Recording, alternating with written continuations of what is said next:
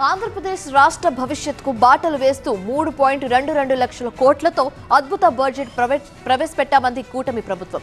సంక్షేమం, అభివృద్ధికి పెద్దపీట వేశామంది. అయితే బడ్జెట్ పై వైసీపీ విమర్శలు గుప్పించింది. ఆత్మస్తుతి, పరనింద తప్ప బడ్జెట్ అంత గొప్పగా లేదంటూ సెటైర్లు వేసింది.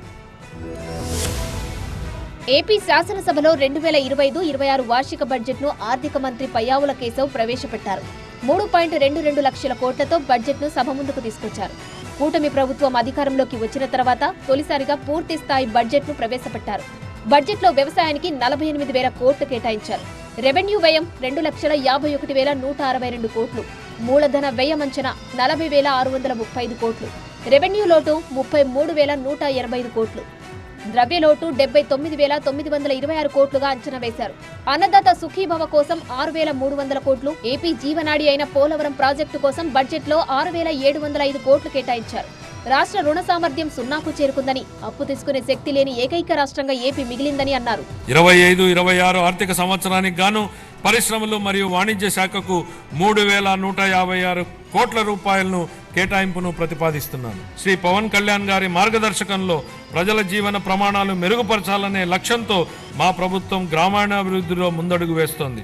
బడ్జెట్ ప్రసంగంలో నెగిటివిటీ ఎందుకని, ఏడాది గడిచినా ఇంకా గత ప్రభుత్వ ప్రస్తావన ఎందుకని వైసీపీ ప్రశ్నించింది.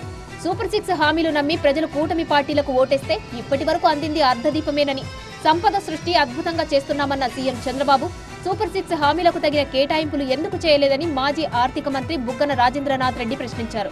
సంపద సృష్టి స్టార్ట్ అయిపోయింది, డబుల్ ఇంజిన్ సర్కార్ అంటుంటారు, మళ్ళీ అంత ఉన్నప్పుడు ఇవ్వచ్చు కదా.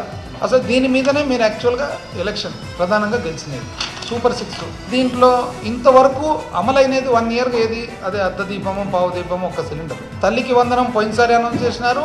రైతు భరోసా ఏమంటారు, అన్నదాత సుఖీభవ పోయినసారి అనౌన్స్ చేసినారు. ఇంతవరకు జరగలే. కానీ సూపర్ 6 మాత్రం బ్రహ్మాండంగా దీన్ని బేస్ చేసుకొని అసలు మొత్తం అవి పెట్టి రకరకాలుగా చేసిందన్నమాట. బడ్జెట్లో సంక్షేమం, అభివృద్ధికి సమప్రాధాన్యం ఇచ్చామని కూటమి ప్రభుత్వం చెబుతుంటే ఎన్నికల హామీలకు నిధులు కేటాయింపులు చేయకుండా ప్రజలను మోసం చేశారని వైసీపీ విమర్శలకు దిగింది.